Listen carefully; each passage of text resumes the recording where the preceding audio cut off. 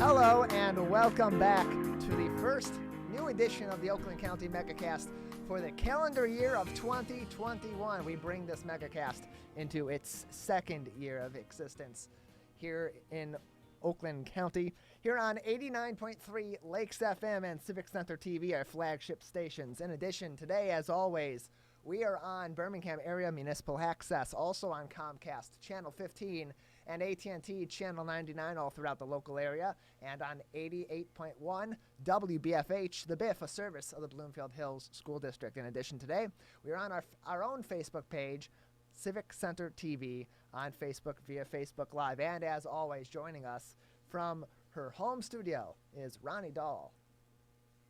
Tyler, Happy New Year to you. Happy New Year to you, Ronnie.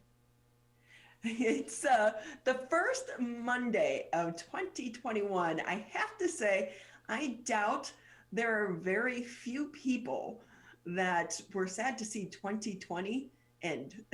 Yeah, I don't think it's going to be missed. I don't think it's been missed by many people, or that anybody's going to really reminisce positively about 2020. It's done now. It's gone. We're moving on. We're starting fresh in a new year. Still a lot of the same problems to deal with from 2020 and take care of, but we're well on our way to mitigating those issues and hopefully taking care of them very soon.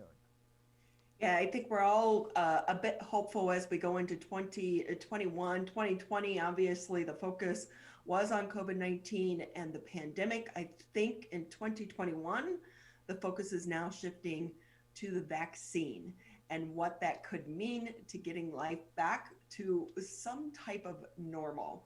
I don't think it's going to be what we used to know, but hopefully there is going to be a new normal that involves us being able to go to sporting events and, concerts, and also just eating at restaurants and being with our friends and family.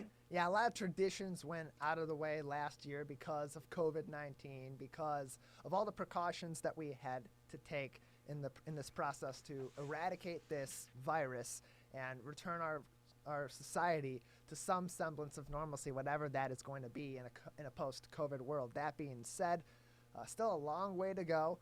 Probably the first half of this year at the very least is still going to be in this similar mode as we gradually move our way out of the virus era and into the post-vaccine era of this COVID-19 saga. But a lot of those traditions that went away last year in an abundance of caution will likely be back this year, at least on the latter half of the year. And in Michigan, that's of course good news because that'll be right in the thick of summertime, hopefully, should we stay on schedule with the vaccine, and a lot to look forward to in the calendar year of 2021.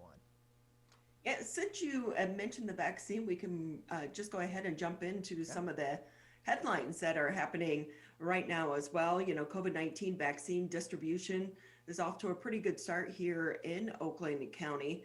The distribution of the Pfizer and Moderna vaccines for COVID-19 in the first few weeks has gone surprisingly well for the Oakland County Health Division. That's according to Dr. Faust, who of course is the medical director over at the Oakland County Health Department.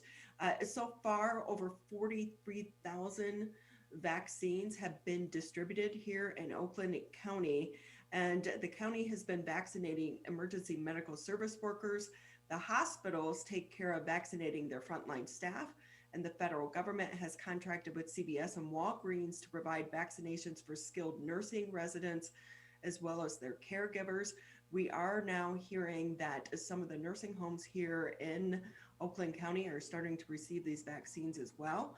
I know, looking at my Facebook page, a lot of my friends that work in the healthcare industry, they've already received their vaccines now. So it looks like we are moving into that second phase and trying to get it into some of the nursing homes, at least here in Oakland County. But Tyler, across the country and across the nation, there have been some speed bumps on the rollout for this vaccine. Yes, certainly been some roadblocks so far, some speed bumps along the way. Things not quite going as quickly as they were initially forecast or planned to be going because of other complications. You look at the hospitalization rates and how much of the capacity of these hospitals across the country, especially here in the state of Michigan, have had to struggle with more COVID-19 cases continuing to come in over the course of time. And of course, that's taking away the focus from getting the vaccine to these frontline workers, because their number one objective is to protect the public, protect the people that they are serving in these hospitals and in these medical facilities from the dangers of COVID-19. So that certainly slows the process down, because it can't go on to the next phase of people until it's gone through the people on the front lines. And so a lot of hope here with the vaccine, a lot of good news that these vaccines are out there, more of them are on their way and continue to be approved and continue to be distributed along with the Pfizer and Moderna vaccines that are currently out there in the near future,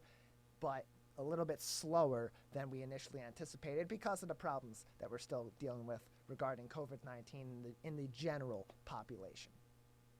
Well, and speaking of the COVID-19, the virus is still very much here in our communities, despite the hope with the vaccine. Michigan reported 8,983 coronavirus cases and 265 deaths over 3 days. That's according to the state health department. Now, because of the holiday, the state did not report daily coronavirus stats for December 31st and January 1st. So we'll get the new update later this afternoon. And over the 3-day period, the state had an average of 2,994 cases per day. That brings our state total here in Michigan to 497,127 COVID-19 cases. So a pretty grim number that we are reaching here in the state of Michigan, and 12,598 deaths since the pandemic began back in March. But the latest data on testing shows a positive test rate of 9.33%. So we are going down a little bit. Health leaders say, though, they want the positive rate below 5%. Earlier this year, they set 3% as the benchmark to show that coronavirus spread was under control. A little bit of good news in all of this. Look for the silver lining where you can find it. The number of people hospitalized with COVID-19 has been decreasing in recent weeks after experiencing a high during the second wave of the pandemic. Let's hope that number continues to decrease. However, as we know, a lot of people did travel and did meet with family and loved ones over the holidays. So that number is expected, sadly, to rise. Yeah, you look at those benchmarks from the state of Michigan, from the governor's office, from the Department of Health and Human Services, as to what they're looking for in terms of progress in battling this second wave, the second major wave of COVID-19, those hospitalization rates, the positive case rates, certainly the death rate, and then and of course the positivity rate within those the general population regarding COVID-19. Some of those going down. The case numbers daily still tend to be very high. The percent positive cases continues to slowly but surely diminish. It's down at 9%, certainly nowhere near that 3% benchmark where community spread is very unlikely. But that's probably why they're setting that 5% threshold as that next goal. It's a lot easier to go from 5% positive cases to 3% positive cases than it is to quickly reduce from 10% or higher, 10% or right around 10% down to 3% in a quick succession of time. So that 5% benchmark is really the point where I would believe they'd say, okay, we're really close to being able to get back to where we were before this major second wave began and start reopening some things, but we can at least start making major considerations and plans at that 5% mark. So the state of Michigan is still months away from offering COVID-19 vaccines to the general public, but it's still unclear how or if people will know when it's their turn to get the shot. Michigan Department of Health and Human Services has an initial goal of vaccinating 70% of the people age 16 and older. That's about 5.6 million people here in the state of Michigan by the end of 2021. State health officials have developed a 2-phase plan to prioritize who gets the vaccine first. Of course, starting with the healthcare workers and then the nursing home residents. They're going to be followed by people in other essential jobs and groups at greatest risk of severe illness based on their age and their health conditions. Now, in the UK, people are being notified by mail when it's their time to get the COVID-19 vaccine, but the best way for Michigan residents right now to learn when it's their turn is going to be to check the state's COVID-19 vaccination website And the other thing is they will also have information on where to find the vaccine. It's going to be posted on vaccinefinder.org. That's a national website that lists locations where vaccinations are available. A media ad campaign is also in the works to help inform the public of who is going to be available for the vaccination at any given time. So that is in the works for down the road. I watched the morning news this morning, I think on Good Morning America, and they were showing in the state of Florida where they have opened up the vaccine to some of those elderly individuals, and the line was miles long, people waiting to try to get that vaccine, Tyler.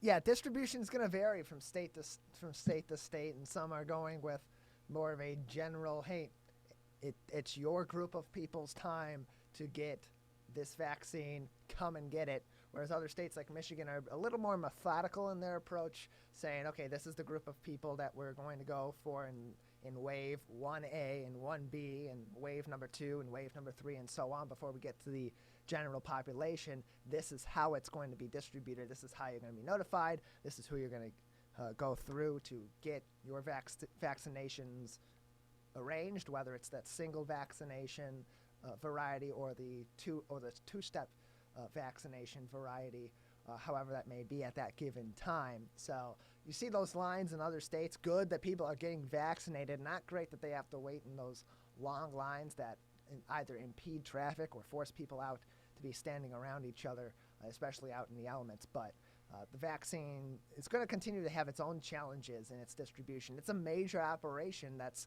involving every single corner of this nation.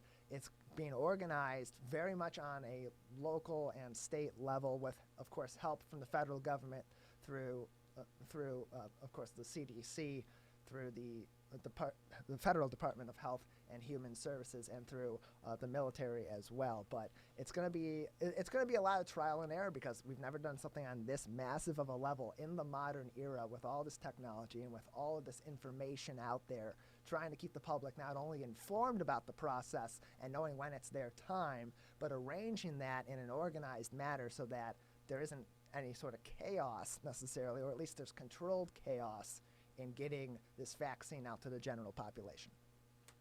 Oh, well, so right now we have the 2 approved vaccines here in the United States. The UK now has 3, and they're expecting here in the United States there's a total of 5 in the works. And one with Johnson & Johnson, I believe, is only going to require 1 shot. That's in its final stages, so hopefully that's going to be approved fairly quickly as well. And of course, the hiccup in all of this is more about the logistics, not the actual making of the vaccine.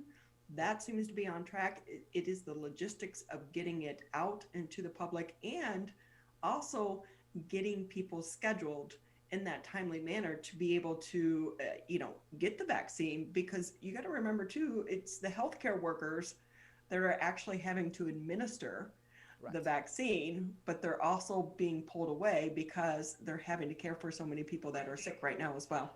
Yeah, and as we mentioned that earlier on in the program, that is a major issue. Now, Ron, it would appear on your end, or it seems someone else must have been on our Zoom call that was getting us some, not feedback, but basically reverb of your audio. Anyway, as you were mentioning there, we mentioned it earlier in the program and earlier on in these headlines when we were talking about the vaccinations being off to a good start in Oakland County, that because there are still such an influx of cases of COVID-19 all throughout the country, a lot of these healthcare workers have to focus their energy on treating these patients, so they're not going ahead and getting their vaccines, or at least not at the same time or at the same rate that was initially expected, because they have their focus in other places. That's where their focus has been this entire time, which these high levels of cases of COVID-19 not only are distracting the healthcare workers from getting their own vaccines and moving that process along, but getting people on the front lines to be trained to administer these vaccines as well, so they can move through that process even quicker. So still some hiccups. A lot of the logistics of this were going to be where the complications are, we're going to be throughout this entire process. But it's one of those things where you have these vaccines, you have these safeguards now that are coming into play that can begin the end game of this COVID-19 pandemic, that's one of those things where you want to get it out there with some organization initially, but still, if you have to figure some things out as you go, which seems to be the case, that's a risk that you take because you're still getting vaccines distributed out there in an orderly fashion.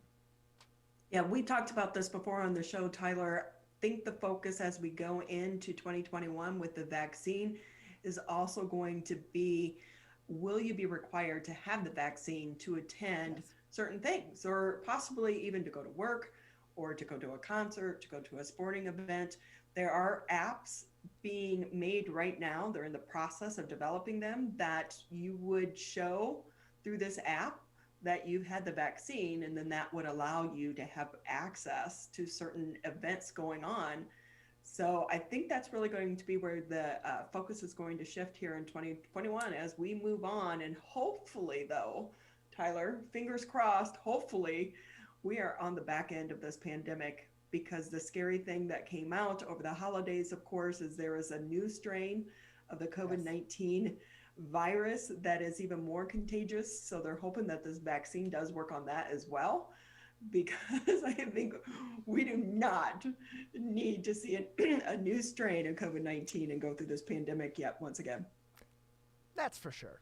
Yeah, that was not pleasant news going into the latter part of 2020, that COVID-19, that there's a new strain of COVID-19 that is even more contagious out there. Like you said, though, we don't know yet if that is going to be something that the current vaccines out there do not cover or not. We'll figure that out as time goes on. The good news is that where that new strain has been found, places like the UK, that it has been fairly well locked down so far and hasn't had any indication of major spread in other places just yet.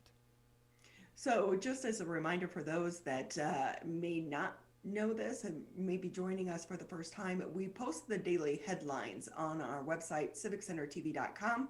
Just click on the coronavirus tab, and that's where you'll find the latest headlines, but also we have links to other resources that you may want to check out for yourself, valuable resources such as the CDC, the state of Michigan's website. That's where a lot of information is being updated on a daily basis surrounding COVID-19 in the state of Michigan, as well as Oakland County and our local communities. So again, you can find that on civiccentertv.com. And with that, the first Monday of 2021, we have a good show for you ahead here on the Oakland County Megacast.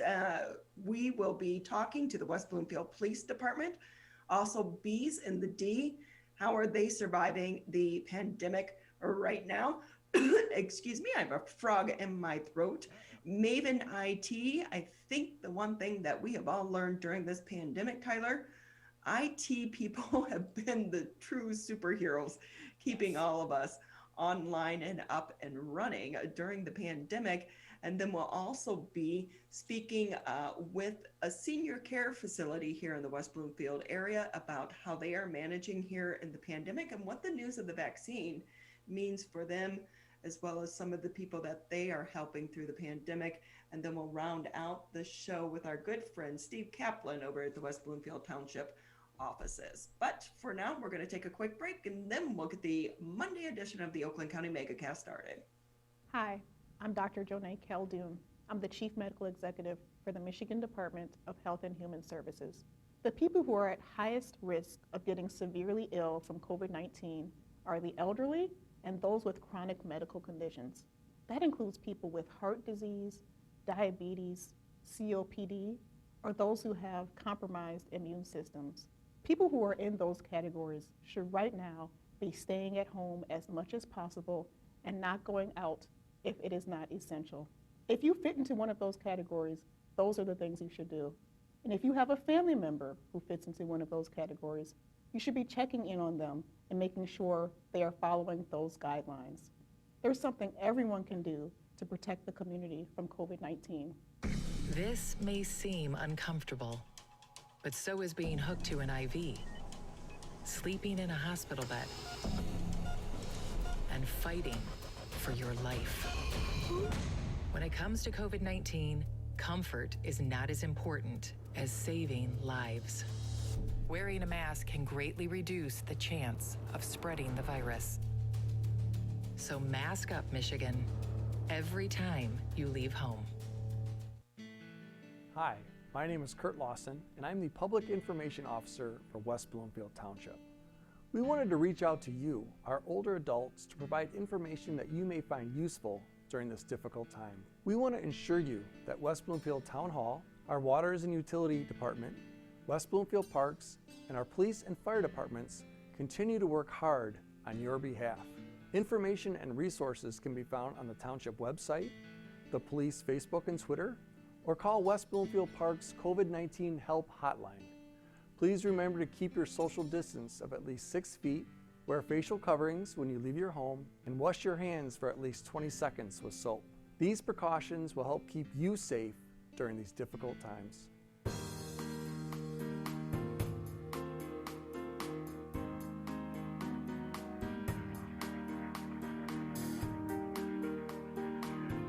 We want to say thank you for tuning in to the Monday edition of the Oakland County Megacast. I'm Ronnie Dahl here in my home studios. Mr. Tyler Keefe is holding things down back there in the studios of CivicCenterTV.com. We also want to remind you, you can catch Tyler and I Monday through Friday, 10 a.m. to noon. We are back on the air after our holiday hiatus, and we are going to be kicking off the Monday edition of the Oakland County Megacast with Erik Tilli. He's the lieutenant over at the West Bloomfield Police Department. Great to have you with us here on the Megacast. Thank you for taking time out of your schedule.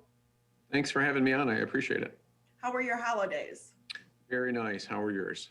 You know, for people on the front line, such as yourself, you don't get many holidays, do you? It's not really a holiday. Well, we are a 24/7 operation. We always have people on the road. But for me in administration, fortunately this year I was able to take the holidays off and enjoy it with my family, which was very nice.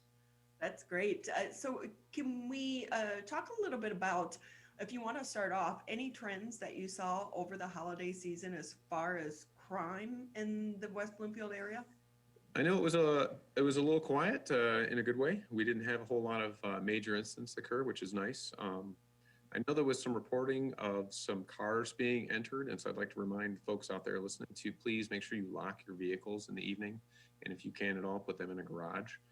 Most of the cars that were broken into, they were unlocked. So it's just good practice to lock your vehicles and lock your homes at night. So I will say I saw that on your Facebook page, and I think they shared it on our Keego Harbor Police Department's Facebook page as well. I was like, let me go check my car. I know I lock it. But that is one thing now with remote locks. You think you locked it, but then you go out and you find it's not. So it is a good reminder, if you can't put it in the garage, to at least try the door handle as well, right? Exactly. So with that, I know that so many of the bars and restaurants were actually closed due to the latest, executive order coming out of the state of Michigan Health Department.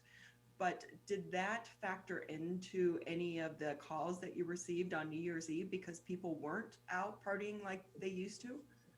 So no, we didn't really have a big change that way. The roads were extremely bad over the last several days, so that affected law enforcement a little bit because there was some crashes and some road closures and stuff like that. And always around the holiday season, we see an uptick in people operating while they're impaired. And I'd just like to remind people, please, there's so many avenues to get home. Phone a friend, use Uber or Lyft, or not endorsing anyone in particular, but those type of services, a taxi or whatever to get home. It's just really not great and not safe to be impaired and drive a vehicle. Yeah, it was crazy. We woke up yesterday. It was like a winter wonderland out there, but the roads were pretty much a sheet of ice.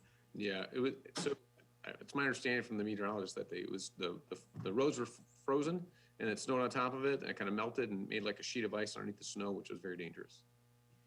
Erik Tilli with us here on the Oakland County Megacast. He's a lieutenant over at the West Bloomfield Police Department. I know right now the good news for 2021, everyone is focused on the vaccine. How does this impact the members of your police department? Well, law enforcement, we're part of the 1B group, so we'll be in the second round of administration of the vaccine. Statistically, though, numbers wise, I still think it's a long ways off. They're talking about being able to produce about, I'm trying to remember, it was like 1.5 or 1.25 billion doses, which means every person gets 2 doses. So it's only like 600 million people will be vaccinated in 2021. It's a long way off from our world population of like 7, almost 8 billion people. So I don't think that we're going to get vaccination complete anywhere near in 2021. But the good news is I understand that there's 2 new companies besides the 2 that have been approved by the FDA to go into clinical trials. So we could potentially have more companies producing this.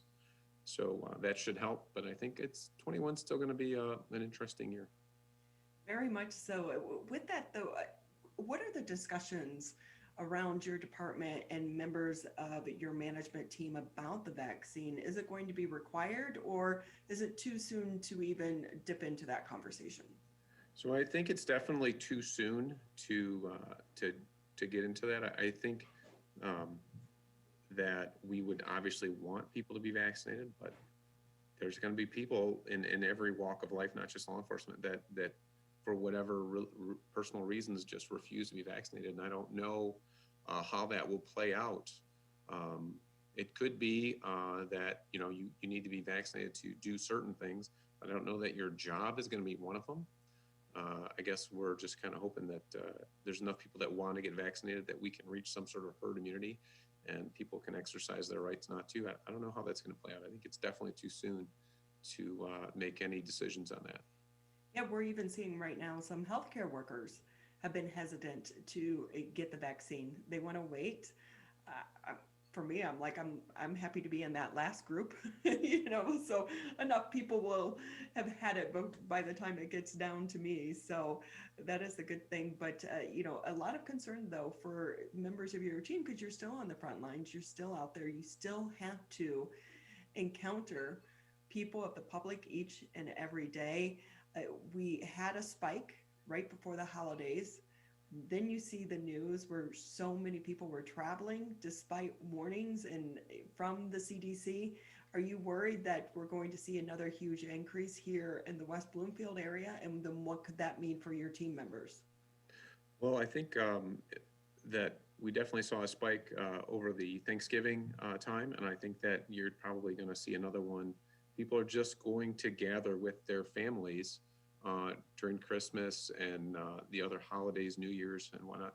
At this time of year, they're just going to gather, and hopefully they kept it small. Hopefully they wore their masks. I know we did when we got together with my family, and they practice best practices. Wear your masks, wash your hands, socially distant. I think that you can still get together with family if you follow these practices just like you would at work. I mean, it's not fun and it's not comfortable, but it is much safer. And I think that if we could all just do this for a little while, I think we'd all be better off as a state and as a country. So, Lieutenant, how is it working over there at the West Bloomfield Police Department? Do you have one-man patrols, or are you doing 2-person patrols right now? We have single car patrols. The only exception to that is when we have somebody that's in the field training program. In other words, we hire a new officer. After they've been to the academy, they will ride with another officer, a training officer, to help them learn how to do the job. And when we have 2 people in a car, they are required to wear their masks anytime they're in the vehicle. Yeah, kind of hard to stay 6 feet apart if you're in the car with someone. Correct. And around the office here, we all wear them. We're not alone in office. Fortunately, I'm alone in the conference room right now, so I don't have to wear a mask. But outside of my office, we all wear our masks everywhere. One of the good things too, we're starting to see the supply chain get fixed and all of this. Clorox wipes, you can find those pretty much everywhere.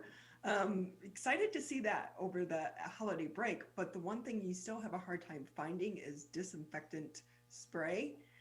How is your department in your ability to be able to get PPE and some of these other needed supplies? Well, our partners over at the fire department, when this first started back in March of last year, they did an excellent job of securing different resources and sharing them with us. So we're very fortunate to have them have done such a nice job. We've also had some interesting ways. We found alcohol wipes or alcohol products for hand sanitizing from local alcohol vendors. I think one of them was in Detroit or Ferndale. They kind of transitioned from making their alcohol products to making alcohol sanitizing products. And we were able to get our hands on that, again, through some connection. I don't recall exactly what it was, but we were fortunate about that. I still have a gallon of that stuff because it was like putting pure alcohol on your hands and drying them out pretty quickly. Yeah, it's pretty strong. I'm also reading that there's an issue with people that are not moisturizing, so they're having cracks in their hands, and so that's not helping either. So I would say, wash your hands, use your sanitizer, but also you want to moisturize. So with that, Lieutenant, the ongoing joke has been that some of these, the alcohol disinfectant that's coming from the actual, distributors, such as Two James did one, Detroit Distillery has made some as well, that the smell is so strong, it's like alcohol, that they're, the joke obviously is that if you get pulled over by police, it's like, no, really, it's my hand sanitizer. Right. Have you had anyone try to pull that on you? No, not to my knowledge, but that's a great idea. I don't know if it's going to work. It's probably not going to work. But the smell can be pretty overwhelming. Yeah, for sure. Erik Tilli with us here on the Oakland County Megacast. He's the lieutenant over at the West Bloomfield Police Department. With that, Lieutenant, just another minute or two with you. I know that you touched on the break-ins of the cars a little bit when we first started the interview. One thing I noticed is today is trash day in our neighborhood, but you're looking at all of the boxes from things that people got over the Christmas break. Is it still an issue of people kind of driving around looking at what's in that trash pile so that they could do break-ins later? Or are they just now stealing them right off the porches as the packages get delivered? Fortunately, we haven't had an uptick in home invasions at all. And I don't know about anybody having packages stolen off their porches recently either. So I don't think that's really an issue, but I would love people to make sure that they recycle those boxes, right? We don't want all that in our landfills. So with that though, if home invasions are down, is that an overall trend because so many people are home so much more now? Yeah, I think it's a very possible cause of that, is that there are so many people home. I think that for a long time, I worked in an investigative group that worked on home invasions, and we definitely know that people who commit these types of crimes are looking for homes that are definitely unoccupied. They'll knock on the door several times. So having people home, I'm sure, must cause these people to look elsewhere. Yeah, and not only maybe if you're actually still going into the office, a lot of your neighbors aren't. So many more people are out and about and can be those watchful eyes. Do you guys have some type of program for a neighborhood watch program at all that you try to assist some of the neighborhoods to get up and running? So we have a really good crime prevention community services officer, Officer James Pettinati. You probably have seen some of his social media output. If anybody or any neighborhood had any questions about how they could improve their crime prevention in their particular neighborhood, they could definitely reach out to Officer Pettinato, and I'm sure that he could give them some excellent advice. So if you used to work home invasions, what's some of the tips that you would give to neighbors if they see something suspicious out there? Because a lot of times you're uneasy in today's world. Should you approach them? Should you say anything? Or should you call police? But then is it too much to call police? It's such this balancing act. Well, I guess my advice would always be that don't hesitate to call the police department. This is why we're here. We're here to serve you. We want to help you with your problems. Don't hesitate to call us. We're happy to come out, even if we come out and find that it's the normal day-to-day activities of somebody stopping by to visit a friend. If you have a concern, please call us. We're more than happy to come out and look into it. Lieutenant Tilli with us here on the Oakland County Megacast. He's a lieutenant over at the West Bloomfield Police Department. Anything that maybe we didn't touch on that you want to share with the public before we let you go? No, I don't really have anything exciting to share at this point. I just want everybody to, hopefully they've had a safe and healthy holiday, and we continue that through 2021. Let's all be good and courteous to our neighbors and hopefully get through this pandemic together. We hopefully are on the back end of the pandemic, and we want to say thank you to you and the entire staff over there at the West Bloomfield Police Department for all that you do and keeping our communities safe. We do appreciate it. Thank you very much. I'll look forward to speaking to you again. Lieutenant Tilli with us over at the West Bloomfield Police Department. We're going to take a quick break here on the Megacast, and when we come back, we are going to be talking about bees. It's all the buzz here on the Megacast. As rivals, we don't always see eye to eye. Like who scored the best recruits? Who's gonna be who? And whether we wear green or blue. But one thing we can all agree on, to help stop the spread of COVID-19, wear a mask. Wear a mask. Wear a mask. wear a mask. Wear a mask. The ball's in your court, Michigan. Michigan, we still need to stay careful because we don't want to go backwards, back to where we started. So keep standing 6 feet apart, keep wearing a mask in public, and if you have symptoms, talk to a healthcare provider about getting tested. To move forward, let's all do our part. So stay careful. Michigan.gov/coronavirus.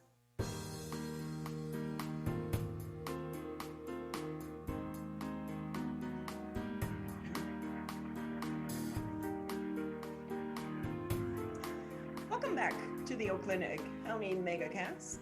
For those that may not have tuned us in before, we want to let you know that Tyler and I are here Monday through Friday, 10 a.m. until noon. You can catch us on civiccentertv.com, Birmingham Area Municipal Access. Also, if you have cable, thank you. A portion of your fee goes to support programming such as this, and you can catch us on channel 15 on Comcast. If you have AT&T, tune us in to channel 99.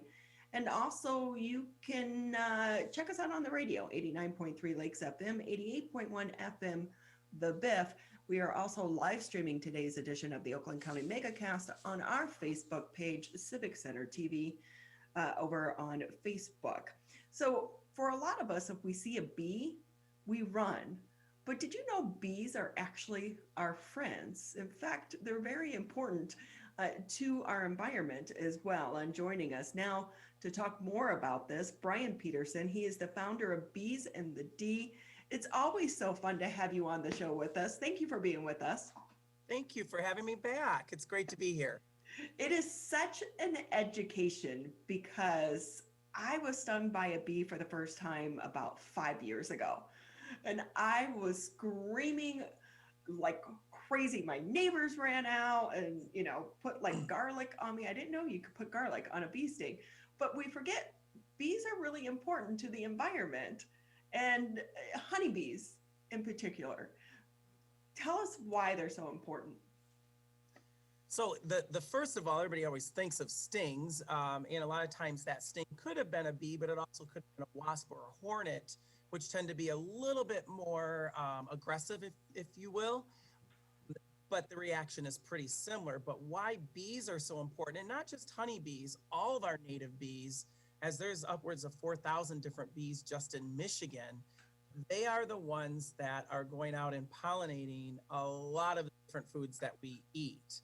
And so if you enjoy a variety of foods, a diversity of foods, then you should be thankful for bees. Brian, your background is you're actually a math and science teacher. How did you cross over into the bee world? So yeah, I'm actually in my classroom right now. I teach remotely currently, and my kids are off at gym class remotely right now during this time. So this time slot worked perfectly. Actually, the crossover was related to education, and that's why I even started the nonprofit. It was a wonderful group, the Women's Garden Club of Rochester, sponsored me to take a beekeeping course up on Beaver Island. It was a 2-week course through Oakland University, and I just caught the bug, as I tell people. and really fell in love with beekeeping. And then when I moved to the city, I wasn't living in the city yet. The bees were really there for me at some difficult times. And so I was like, well, now I'm reading about the bees having a difficult time. I wanted to start the nonprofit to help educate people and to help our bee populations, and just never expected the incredible response that we have gotten. So, yep, it is related right to education. So how have you formed and crossed over the two entities, the education part with the, helping the bee population as well?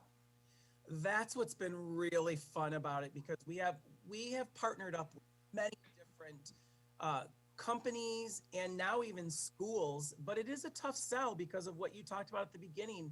People because they sting, and so that can be a little scary for school districts. But I am at a few schools and especially higher education. So I'm at Oakland University, at U of D, and so we've gotten to do a lot of really cool educational things. And actually at U of D, we are going to start studying the honey samples from throughout the city, because you can analyze to see where the bees are foraging, and what trace amounts of pollen are in that honey. I've gotten to do a lot of really cool education things. It's interesting because with COVID, I used to do a lot of in-person workshops, training people to be beekeepers, learning more about our pollinators. But we've had to switch to remote, much like most people have.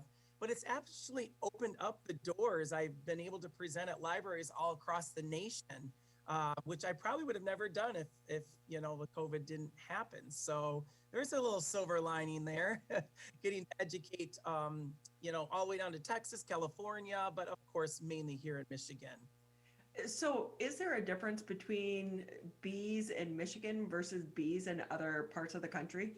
Great question. So just so you know, I already said that 4,000 different species in Michigan. Worldwide, there's about 20,000 bees. But honeybees are their own, the Apis mellifera, if you want to get real scientific, that's the scientific term. But there are different breeds of honeybees. Sometimes you hear about the African ones more in the South, but there's German, there's Italian. But for the most part, a honeybee is a honeybee. But being in different climates, they react differently or behave differently. So that's kind of an intriguing thing about all nature, how they adapt to their climate.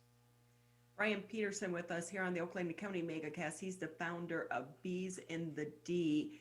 How do you pick your locations as to where you're putting your beehives? Great question. So we actually use a software called HiveTrax, and that puts on the map where our beehives are, and then it puts some rings around where those hives are that show us up to a 5-mile radius, because bees will go far from their hives to forage. Usually they stay within 3 though. So when we look at the map, we're trying to fill in the gaps where we can have a little bit of a crossover. We call it the honeybee highway, just because they're very important to pollinating people's gardens, our trees. And so we kind of look at that. We want to make sure it's best for everybody. So if it's in an area where we feel like it might not be the best, where it's a very dense area, although we're right in the city, because honeybees really don't want much to do with humans. They're too busy. You hear the expression busy as a bee, doing their own thing. But we also don't want to oversaturate how many hives there are in a location. Plus, there's a lot of hobbyist beekeepers as well. So that's one way we look at it. But we also like to look at the satellite to make sure there's water nearby, because water is very important. And looking for green spaces so that they have plenty of areas to forage. So how did you pick the location, like in Detroit? Because you wouldn't think Detroit, when you hear Detroit, the first thing you think of, not bees. So right. How have you been able to kind of bridge that gap and become so successful at it as well? Well, here's something that even I'm a lifelong learner. I'm learning stuff all the time. And what's the beauty with Bees and the Ds, we span across 5 counties in Southeast Michigan now. we're in rural areas like at Blake's Farms, and we're in suburban areas like Berkeley, West Bloomfield, and then we're mainly in the city, you know, in Detroit. And reading on studies and talking with other bee companies like Best Bees and the Honeybee Conservancy, studies have been done and they realize that honeybees actually are more productive in an urban area. And I've seen it. Our beehives in the city are actually our strongest hives, produce the most honey. And they believe that it's due to diversity of plants. And you'd think it'd be the opposite. But there's a lot of diversity of plants in cities, especially Detroit, because there's so many vacant lots in so many areas that are green. And Detroit is a tree city, USA. So there's a lot of trees which are beneficial to bees because all trees do bloom. We usually just think of the flowering trees, but maples, oaks, those helicopters or those acorns start out as a flower. So that's an important food source for our bees. So it is crazy that our city bees are just flourishing and doing amazing.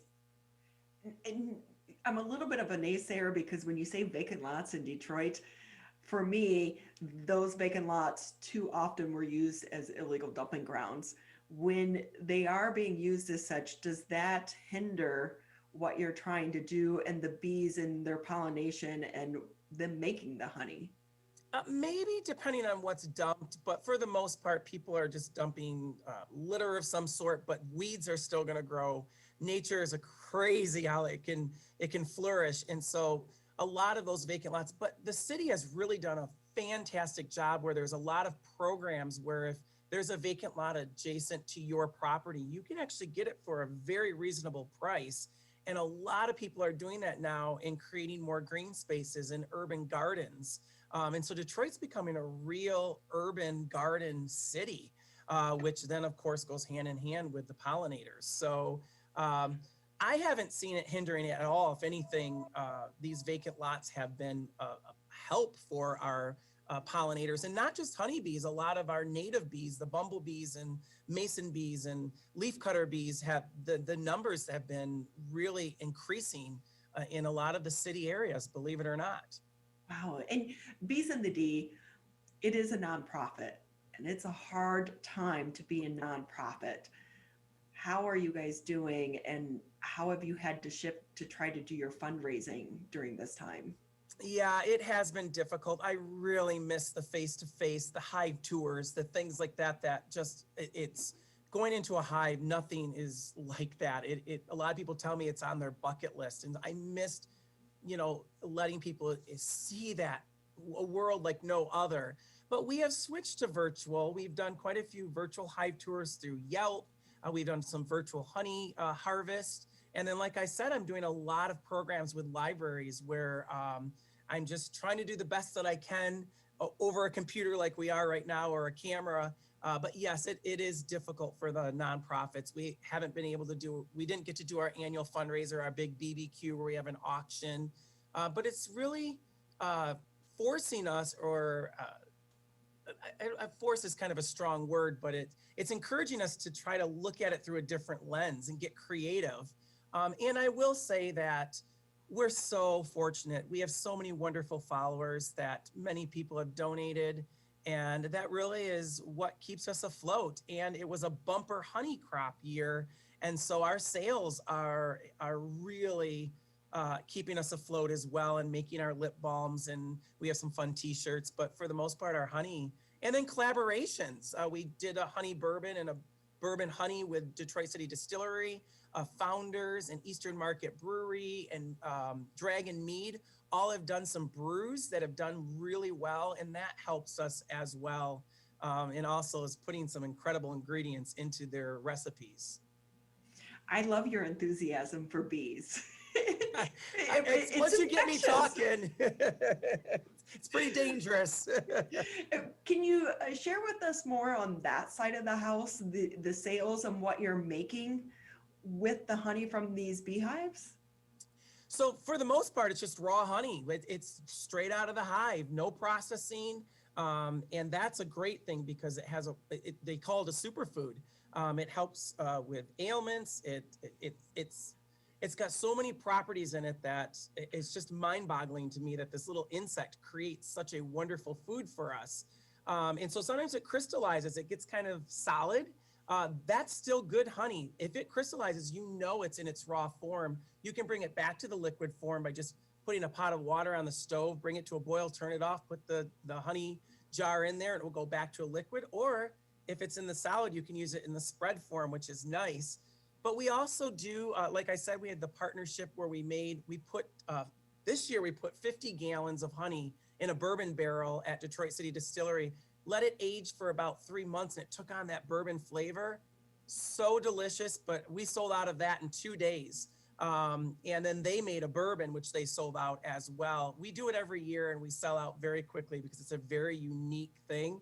But we have a couple more brews that are coming up with Eastern Market Brewery and Founders that have the honey in it.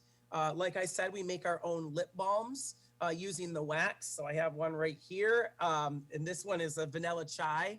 And we do a lot of partnerships. We just did a partnership with Motor City Candle company where they made their first 100% beeswax candles. It's called the Detroit Beekeeper, and there's a few still available on their webpage. But that's what we love. We love to do partnerships. I actually have another call with an artist that would like to do some stuff with the wax. So that's what's fun. Detroit takes care of Detroit, all these grassroots efforts. It's really fun to be a part of. Yeah, I think you're seeing that even more so now coming out of this pandemic where people are joining together. Oh, definitely. So with that, what's next for Bees in the D?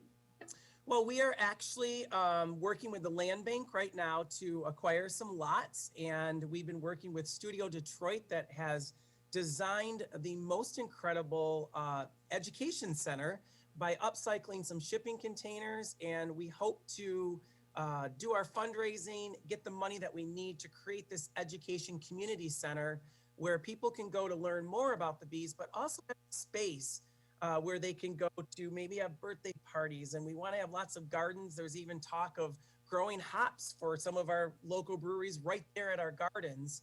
So we're hoping to get the fundraising going, but like we said, with the pandemic, it's kind of put things a little bit on hold. But we're continuing to expand. We are going to be at the International Wildlife Sanctuary that's down in Trenton. We're just expanding. It's unbelievable how many people, it's flattering how many people see our mission, sense, like you said, our enthusiasm, and are helping us along with that mission by hosting hives and events and different things like that. So have you been able to take advantage of any of these grants that have been offered to nonprofits during the pandemic? Yes, we actually, one of our board members is a fantastic grant writer, and so they have helped out. And then we actually had some of the, like the hand sanitizers, things like that, that have been sent to us that then we can give out to others through our organization and help pair up to educate about, safety precautions. So yeah, some of them, but it's very competitive in the grant world too. Oh yeah, we're hearing some of these stories where people have been online and then within 2 minutes, boom, the grants are all, allotted. And so it can be hard to get. Sorry, you can hear my dog barking. I love it. Well, there's so many great worthy nonprofits and causes out there that it's great to see that there are companies and people that are offering these grants to help keep some of these nonprofits afloat. Brian Peterson, again with us here on the Oakland County Megacast. He's the founder of Bees in the D. Brian, as we were saying, you're also a teacher. Where do you find enough time in the day to do all that you do? Well, you got to have some good time management. And I have to say that I have incredible volunteers. Our board is fantastic. We are all 100% volunteer. Everything goes back to our mission. And we do have a volunteer group on Facebook. Unfortunately, we can't really use them much with the pandemic right now, but it's 200 strong. And so a lot of the jobs, I get a lot of help and assistance, but I'm a busybody. I'm much like a bee. I like to be busy. So, you find the time. If it's important enough, you definitely can find the time for it. So have you found that the interest in bees has grown over the past year or so? Oh, totally. I kind of joke with people that I feel bees have become the new panda. I'm sure you remember about a decade ago, the pandas numbers were really declining, and the World Wildlife Federation started a real campaign, even made the panda their logo, and it worked. I mean, the panda populations are much stronger, and I kind of now feel like the bees are the ones that people are like, we've got to help our bees. And more people are getting educated about our food industry and where our food comes from. And that's super important. And they're realizing that the diversity of food that we have is because of our pollinators. It really is fascinating when we break it down to the beginning. Although I have to say, I think a panda is so much cuter than a bee. I probably would have said that quite a few years ago now, but just being with bees all the time, there is something magical and special about them, and they are even cute. If you look at them up close, they're little fuzzy bodies. So with that, how do you think the vaccine is going to help your organization and other nonprofits such as yours? Do you think it's going to open up the doors to allow people to come back and to experience the beehives and some of the other events that you used to do in person? Yeah, we're definitely hopeful that hopefully it will start to put this pandemic a little bit more behind us, that people will feel comfortable going out to events again, and it will be safe to go out to events again. Because there is nothing like taking a tour in the hives. It is truly it's magical. I can't even describe it. And people that have done it have walked away feeling that, because every sense is tickled when you go in a hive. I mean, your eyes just can't. There's so much activity going on. The smell of the hive, the sound of the buzzing. It really is fantastic. And of course, you have to take a taste of the honey. So there's another sense that is a part of it. So it really, it's an experience like no other. I call it my yoga. It calms me down. I get to be part of a world that I feel like I'm a guest. I have to be very respectful, and it slows me down. You can see I'm kind of hyper like my fifth graders that I teach. And the beehives are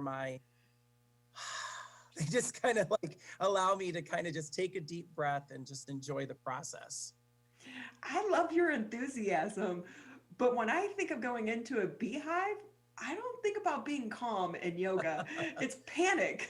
Panic is what is going through my mind. And I think that's why I love doing the tours, because doing it virtually, you can see the activity, but when you are actually suited up and going in a hive, all of a sudden you realize, wow, like this is nothing like I imagined.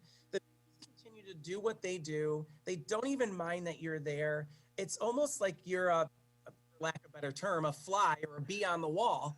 And you are just watching this process, because they sense that you are not there to harm or hurt them. But if you were like going in there really roughly, then they may sense that. Just like if someone came in your house and started tearing it apart, of course, you're going to get defensive as well. But if you are gentle and they know that you are there just to take a look at the magical world that they're a part of, that's why I love the hive tours, because I love talking to people and asking what they're feeling before they go in the hive, and then talking to them after the hive. And it's just remarkable. And getting to have that experience with children too, like at the downtown boxing gym where we have hives, to just see that level of anxiety and fear start to dissipate is just so magical. It's been great having you with us. Quickly, before we let you go, though, do you want to touch on, you're back in the classroom teaching. How is that world going for you right now?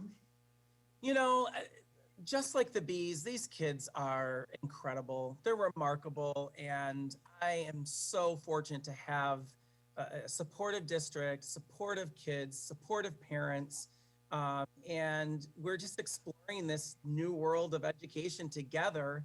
And it has its difficulties, but it has its it's kind of how you look at things. You can look at it as this is just awful, or you could just go with it. And I'm fortunate that I have kids that we try to have as much fun as we can, and we're eager to get back in person. Hopefully even, this school year it will happen. Yeah, fingers crossed. And with that, do you anticipate that you're going to be able to open up Bees to the D to the public soon again? I hope so, but people and their safety is most important to us. And we can educate from afar and still continue our mission in a safe manner. But we're hoping that maybe this summer, with the vaccine and people doing their part to stay safe, that maybe we'll get to a point that we can actually do some events. They might look a little different. It might be smaller groups. But hopefully it will happen. And right now the bees are all huddled up in their cluster in the hive, so we wouldn't go into the hives anyways right now. Well, I look forward to when you guys do open back up, because I'm going to experience it one day. As you said, I'm going to put it on my bucket list. We're going to get you suited up and you will go in the hive, and I can't wait to hear your thoughts afterwards. Brian, quickly, if people want to support your organization, how can they do that? We're online at beesinthed.com. Our store is also there. You can purchase our honey. We do have our honey available in many different locations now. They're all listed on our webpage. Or you can donate. There's a donate button there. Or, just come to some of our online things and then spread the word, because that's what it's all about. Well, thank you so much for being with us. We know that you're in a little bit of a break while your kids are off to remote gym class. So we do appreciate your time. I really appreciate you letting me come back, and I look forward to coming back again, maybe in person next time. Oh my gosh, that would be so nice, wouldn't it? I hope so. Brian Peterson with us here on the Oakland County Megacast. He is the founder of Bees in the D. Your enthusiasm is very infectious, and we want to say thank you so much, and Happy New Year to you as well. Happy New Year to you, and thank you for all that you do as well, educating us from your platform as well. We're lucky to do so. And speaking of that, as a reminder, you are listening to 89.3 WBLD Orchard Lake, 88.1 WBFH Bloomfield Hills. We're going to take a quick break here on the Oakland County Megacast. Still a lot to get to in the second hour. Hi, I'm Dr. Faust, the Medical Director for the Oakland County Health Division. The most important thing you can do to prevent the spread of illness is to wash your hands thoroughly and often. Follow these 6 easy steps every time you wash your hands. Step 1. Turn on the sink and wet your hands with warm water. Step 2. Apply soap to your hands and lather between your fingers, under your nails, and the front and back of your hands and wrists. Step 3. Wash your hands by scrubbing them together for at least 20 seconds. Step 4. Rinse your hands with warm, clean water. And Step 5. Dry your hands with a clean cloth towel, a paper towel, or hot air blow dryer. If you're using a cloth towel, make sure to change it often. For handheld faucets, turn off the water using a paper towel instead of your bare hand. Step 6. If you're using a paper towel, throw it away. Practice healthy habits like washing your hands after coughing or sneezing into them to keep you and others healthy. Go to oakgov.com/health or call Nurse on Call at 1-800-848-5533 to learn more. Michigan, the coronavirus pandemic has put us all to the test. And now, it's time to put COVID-19 to the test. As we move forward, testing will be critical. We encourage anyone who has reason to get tested to do so, those with symptoms and those without. If you are leaving home and going back to work, get tested. If you think you may have COVID-19 or you've been exposed recently through family, friends, or coworkers, get tested. Our test locator tool can help you find the right testing site that fits your needs. Even if you're looking for easy access with no cost, no prescription, and no appointment necessary, we've got you covered. Help Michigan move forward, not backward. To find a testing site or learn more, visit michigan.gov/coronavirus test. A message from the Michigan Department of Health and Human Services.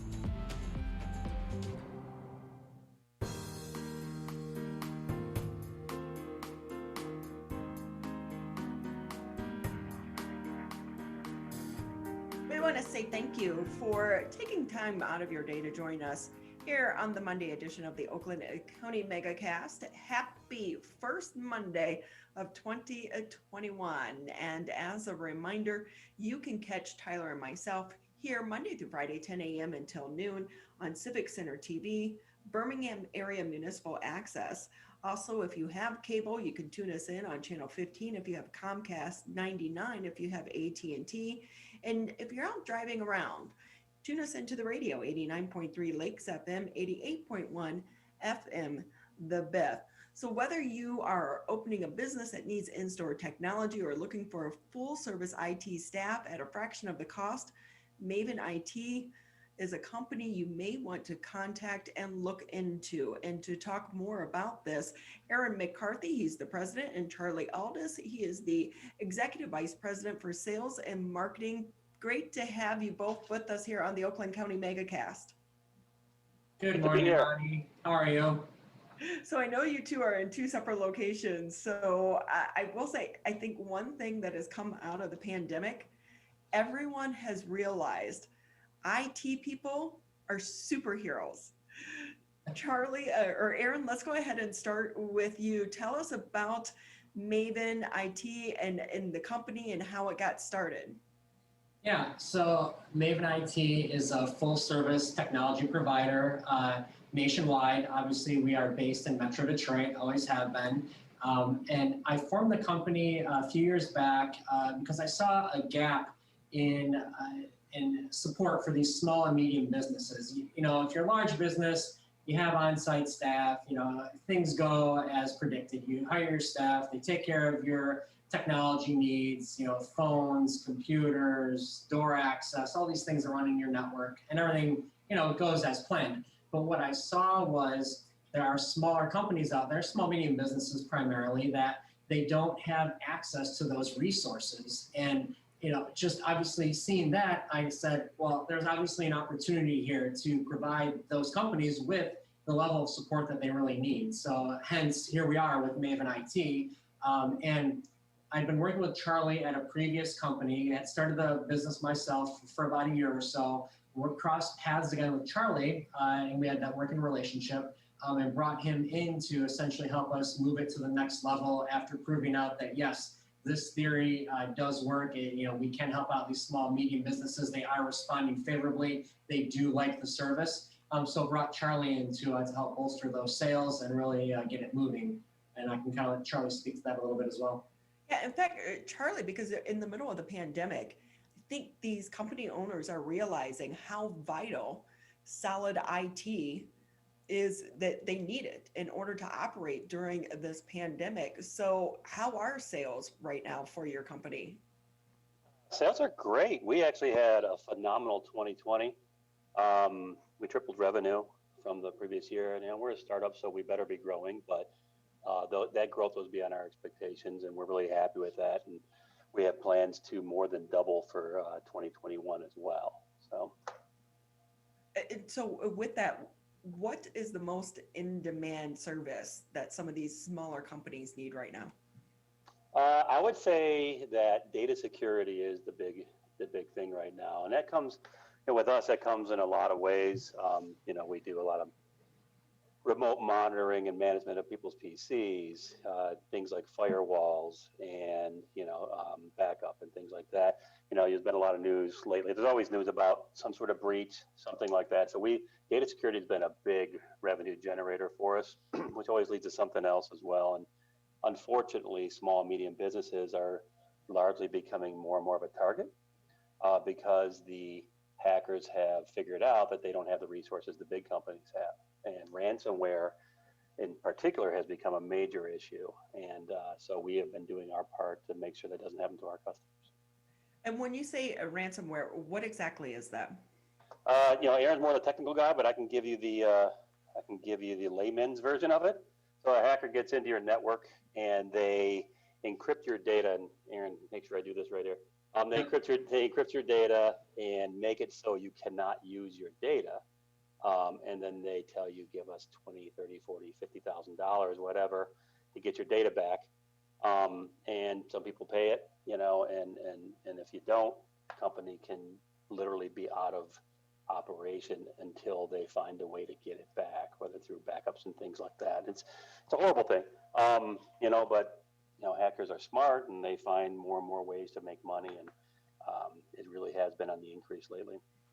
And with that area, I mean, we've even seen Wall Lake Consolidated Schools, they become the victim of this as well.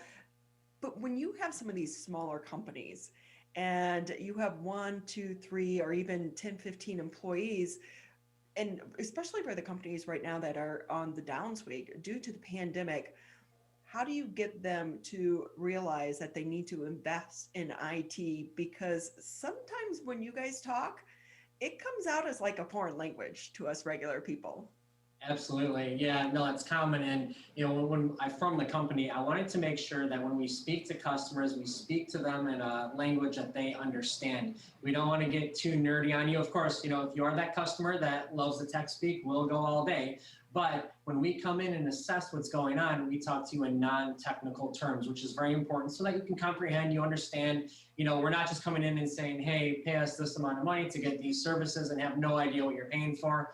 We go through everything. So to bring somebody on board, really, usually there's a catalyst, right? So, I'll give an example. We had a company that had a breach on their email, and they were going through, and there was an office administrator that her email had been compromised, sent an email from her email account even her tone that she uses in her emails to one of the partners. Partner took the email. It was about a payroll bank change. Took the email, got printed out the form, sent it back, didn't realize that, he wasn't just sending it to her. Somebody had compromised her email. That person got that form, was able to hack into his bank account and then, extract money. So, they approached us about this. And of course, email is one of the specialty areas that we're in. Went into their Office 365, turned down all the security switches, do the monitoring, that type of thing. So really, we want businesses to focus on what they're good at, whatever their core business is. We can sit in the background, monitor your IT, and now when anything happens to the email, we get a notification, we vet it, we go back to the customer, say, hey, was this you? Were you, in Las Vegas over the weekend looking at your email, from a different IP address?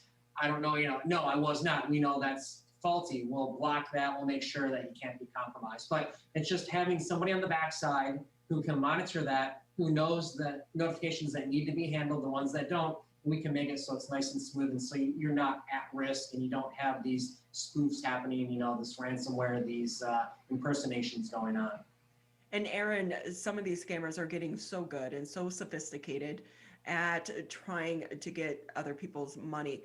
If someone does fall victim, what are the chances of getting that money back? Yeah, so that really depends on how they take that money out. If it's on a credit card, obviously you have a much better chance of getting your money. There are some, and I don't know all the exact pieces, but I know your bank will also, if it's a debit card or if it's, ACH, I know there are some financial protections there, but you will be out, some amount of money. There's some limit there. And I apologize, I don't know what it is, but you will be out some money. So, they're very sophisticated. I was very surprised to see the small business come to us and say they had been compromised. It was, but it just goes to show you that it's not the big companies only, it is the small ones that can also be compromised.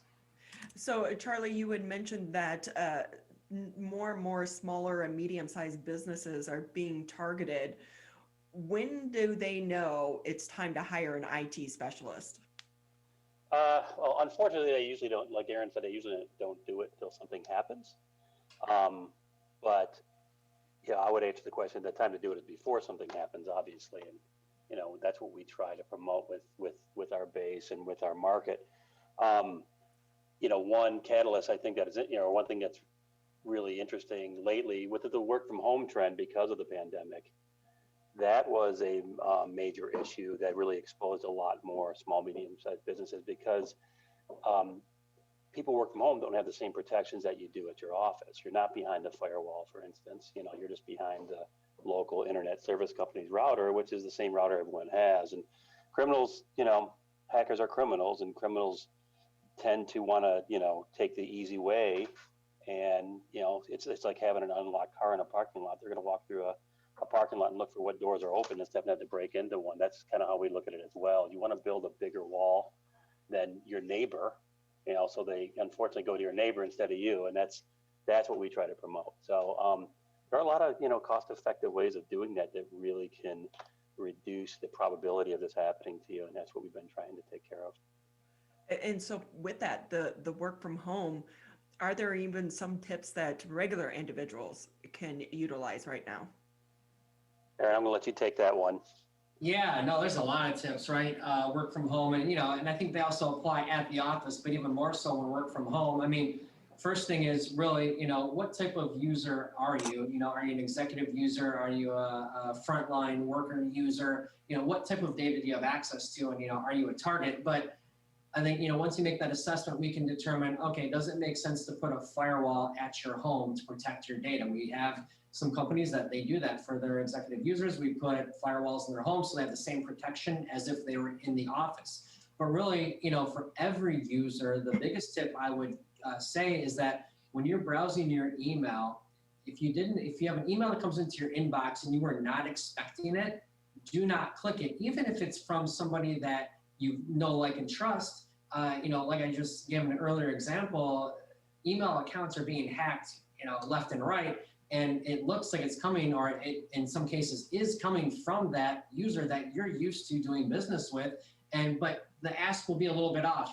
Is there an invoice that you're not expecting, and they want you to open this invoice to take a look at it? And when you do that, you could potentially be putting yourself at risk. So I would say the biggest thing for any user is don't click on any emails that you're not expecting, even if it's from somebody you know and trust.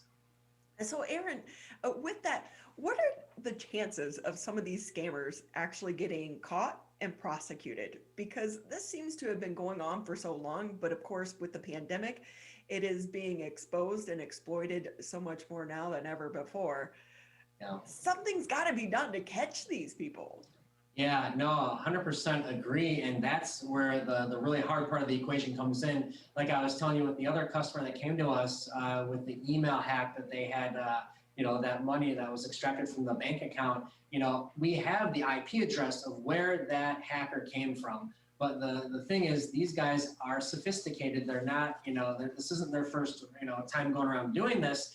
They hide their IP addresses. So it's, it's a behind a shroud essentially, but multiple shrouds, not just one. So to find that end user that caused that hack is very, very difficult and takes a lot of forensics and really in detail forensics. I wouldn't say it's impossible, but it is very difficult, excuse me. And, depending on the amount of money, law enforcement may not take that forward. You have to pursue them and it's not easy. Another piece of that is a lot of these hackers are from outside of the United States. So that adds that extra layer of security.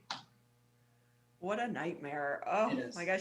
Hey, Charlie, if I could throw the conversation back over to you for just a second here. I know that you said really your company is, specializing in the small and medium sized companies. And with that, what types of services, and do you have different levels of services for some of these companies to try to look into? Because if they're experiencing a downturn right now, it could be hard for them to say, hey, I need to shell out more money for some of these IT services. Yeah, we have different levels. I look at it more as different product lines. We have a very broad portfolio. So, the way we describe it is we can provide services for anything that touches your network and the network itself. So it can be as basic as, brokering your internet service. On one end of the spectrum, the other end of the spectrum is providing the technology for everything that touches your network. And that means PCs, email, Wi-Fi, security cameras, door access systems, phones, firewalls, all the data security components, all of those things. And so we have different packages that try to meet the needs of the different customers. So we also provide multi-product discounts. So if a customer goes to us for multiple products, they're going to save more over time. The good thing is most of the things we provide, people are going to need. So you generally have to have it. You're buying it from somebody, and we really try to push the idea of buy it from one provider.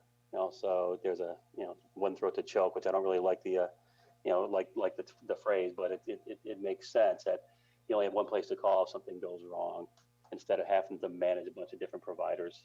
And that's really our value proposition. Good advice too. Hey, Aaron, how can people find you if they are interested in trying to learn more about the services? Yeah, absolutely. They can reach us on our website, of course, mavenitinc.com, and that's MAVEN, itinc.com. As well, feel free to call us, 833-MAVEN-IT. I will say your logo is really cool. It almost looks like it belongs to like a superhero. Thank you. I love it. Well, and you and your staff, you really are superheroes right now. I think so many people are realizing in the midst of the pandemic just how important IT and technology is to help get us through this time. So thank you, both of you, for your time with us here on the Oakland County Megacast. Thank you. I appreciate it. So if you are a small or medium-sized business, you need IT help, please check out their services. We're going to take a quick break here on the Oakland County Megacast, about 40 minutes left in the show. When we come back, we will be talking about senior care. This is the Oakland County Megacast.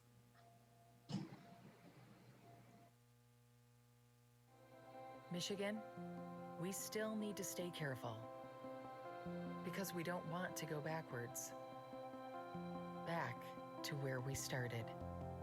So keep standing 6 feet apart, keep wearing a mask in public, and if you have symptoms, talk to a healthcare provider about getting tested. To move forward, let's all do our part. So stay careful. Michigan.gov/coronavirus. Michigan, we're calling on you to save lives. Don't ignore it. Don't let it go to voicemail. It's urgent. In fact, it's critical. Because if you've been in close contact with someone who tests positive for COVID-19, you may have been exposed to the virus. And you could get a call from My COVID Help or your local health department. So please answer the call to learn how to protect yourself, your family, and friends. We're calling on you to stop the spread of COVID-19, to make it safe to reopen businesses and help Michigan move forward. So if you get a call from My COVID Help or your local health department, you may have been exposed to someone with COVID-19. To protect us all, answer the call. Learn more at michigan.gov/contain-COVID. A message from the Michigan Department of Health and Human Services.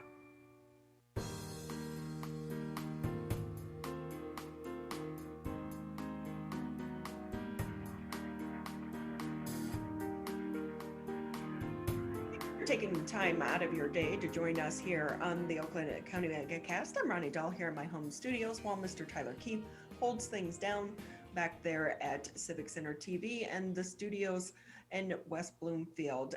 For the pandemic, we are in 2021. There's a lot of hope with the vaccine, but this has been a very difficult year, and even more so for our elderly population. And to talk more about that, joining us now on the Oakland County Megacast is Dr. Shasta Kozmi. She's the president and founder of the Upakar Senior Care Center here in West Bloomfield. Great to have you with us. Hi, thank you so much. Happy New Year. Thank you. Happy New Year to you as well. I need to ask just off the top of the show, 2021 is about the vaccine. What does that word vaccine mean to you and members of your team? Is it hopeful? It is. I mean, so one thing is that even though I do have a medical background, I did not practice medicine. I didn't go through the normal residency program, whereas my husband did. He's an intensivist. So he got the vaccine actually 3 weeks ago. He was one of the first to get it here in Michigan. And I think after literally from March of 2020 till when they started telling the dates of that he would finally get the vaccine, I actually saw hope in his eyes. So that was actually kind of nice because for the last year, it was just, I've never seen him that down and that frustrated in his medical career. So it was great to see that. And that's what we're hoping. I think the 2021, the word should be hope. And that is exactly what We're definitely all hopeful that this will, kind of turn things around. Shista, tell us more about your senior care center because it's different from other ones. Right. So one of the things is our senior care center, which is a non-medical senior care company in the heart of West Bloomfield. And we're serving the needs of elderly ethnic minorities. About 10 years ago, my father was diagnosed with a debilitating neurological condition, and my mother-in-law had come to live with me as well. And in order to balance both households, we tried local senior care companies. Unfortunately, they weren't able to meet the cultural demands of my aging parents, especially my mother-in-law, who had a lot of language barriers. So I decided, if I ever get to that point in time, I will start a senior care company, which will meet those cultural demands and needs. However, in that process, being someone, who grew up here locally, we noticed that a lot of people needed affordable senior care. As you know, senior care, if you don't, is quite expensive. It's an out-of-pocket expense, and many families struggled with that. So we wanted to make something affordable that all families could use, that kind of luxury service. So your senior care center, is it one that people actually live in, or do you just hire individuals to go to homes of those in need? Individuals who go to the home. But one of the other things that we got very lucky with was, because we were such a unique company, local facilities in West Bloomfield were very excited about the idea. So I'm sorry, I think we got cut off there. But what we ended up doing was that local facilities utilize our care as well. So our caregiver can go into the facility and, often companion care or patient sitting services so that the family can get some type of respite. So it is non-medical senior care. We're going into the home. However, because we're such a unique company, we are able to have our aides go into these facilities prior to COVID, of course. Now with COVID restrictions, it's a little different. We do have one or two of our aides going to facilities in and around West Bloomfield and Novi, where, the caregiver is of the same cultural background as our client, and then they can offer, some type of care over there. Because one of the things with all elderly, but in particular elderly ethnic minorities, is the isolation that they face. So, and isolation leads to depression, and of course it's just kind of then a snowball effect. So this kind of can alleviate those issues. So how vital has it been for members of your team to be able to connect with some of your elderly patients during this time? I think one of the, as a business owner, there's every single day you wake up and you're like, do I really want to be doing this? It's a struggle every day. I have young kids too, so it's always a struggle. However, with the pandemic, with the onset of the pandemic, we started seeing that our services were greatly needed, and they were vital to families, because they knew, okay, their loved one had a caregiver in the home, getting the groceries, doing everything that they could not do, because families are split apart at this time, not even if they're living in the same, city as their loved one. So now you have a caregiver providing all the things that you usually would have done, and they have peace of mind that, mom and dad are okay. And then thankfully, knock on wood, since the pandemic, we had zero issue with COVID and COVID transmission within our clients and our caregivers, because we were very careful with, we made sure it was one client per one caregiver. And so when you're doing that, are you making sure everyone is being tested? How has that worked for your team? One of the great things was that when the pandemic hit, Oakland County, actually, for small businesses, had given out kits to reopen the businesses once, things were, looking a little bit more prospective, especially since the spring was coming around. So they gave us these great kits. They had infrared thermometers, they had hand sanitizers, gloves, which we were able to get a lot of PPEs.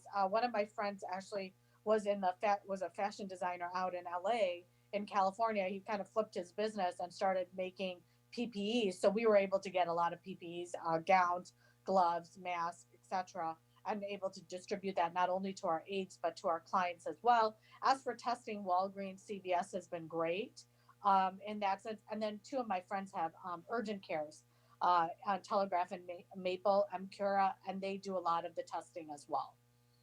And with that, do you want to talk a little bit about your patients or even your team with the vaccine?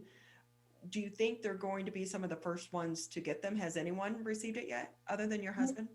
No, actually, no one has received it yet because, you know, I think the first responders are getting them first. And then, of course, those within the hospital unit. I think this is somewhere where the distribution is going to be tricky because so far, aside from the fact if they're in an assisted living or a nursing home, I do believe patient population above 65 have received. However, the general population has not, except I think in Florida and I think in Texas they started in Harris County from what I believe.